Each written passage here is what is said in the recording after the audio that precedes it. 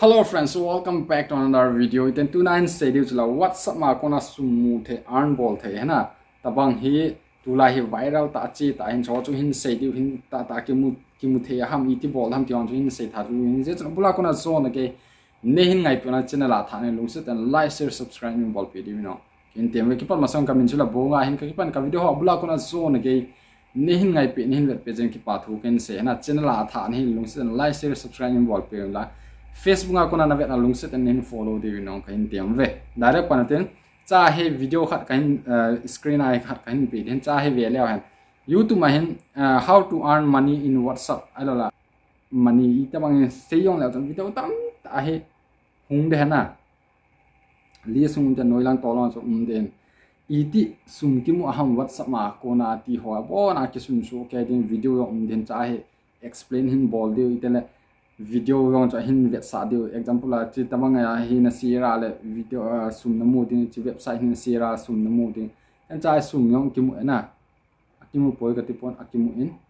ai ma chai head dio cho sum chu iti na mu ham ti ale free a na mu na free ki ti le link khat na ga share ji a sum na mu na zakhat jani per day ya zakhat jani mu na pocket money the na ta ki mu the in ai ma cha hi ep mo ep da ti ai bol ham ti le imda mi chu sum link khat naga asir ma zu min imda zakhat jani na pi hamna chong chu question umna lai chai head diu chu link chu ip link ham ama sa pe na ni he ngai na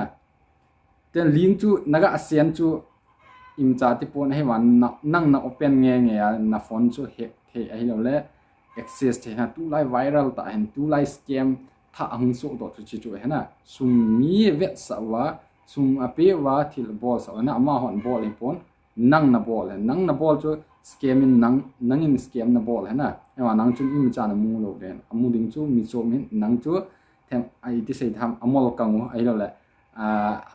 anatong ding mai bo ne hena zakhat jani a thil na bola mi scam a cho hung lu kha ala amin se ding chu nang ne hena hi je cho kivian ngai we chai ti ball ham te le video ho ve leo chun link description ka koyen chi na mi diu he ten chi chu na share diu he na ten chi ai lo apps khat na download din cha apps a ko na link na dei pen link ho na la a na share le tha ti na share ten chen sum na mu de hin ne ka wa hung lu den ti ho cha hin se diu hin ten cha link na share a chu tu a scamming he na tu like scamming chi lai ta bang a new scamming he so link ho cha na me ding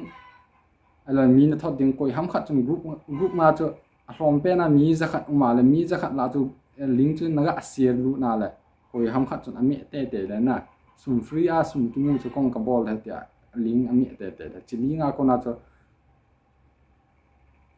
za khat jani nang naga mu ji a link na share hin ai man ama chun ami kha a le chi link a ko na chu sum tam ta liu jo de na chu hen ya to ikivian nga yon link ki po tu asum free asum ki mu ho invest na bola la wan thu cho me ne ma free a tia link ga share mai ho asum mu ho chu ata hi ji poina sum chu na mu de na chu ata ai na ai wan sanga ki chim zo chu sanga sum mu tam ning chu langa scamming ball ho langa link hin provide ho chu he na ye chen chwa ko na kivian tu cha ko na chu blackmail long che the hin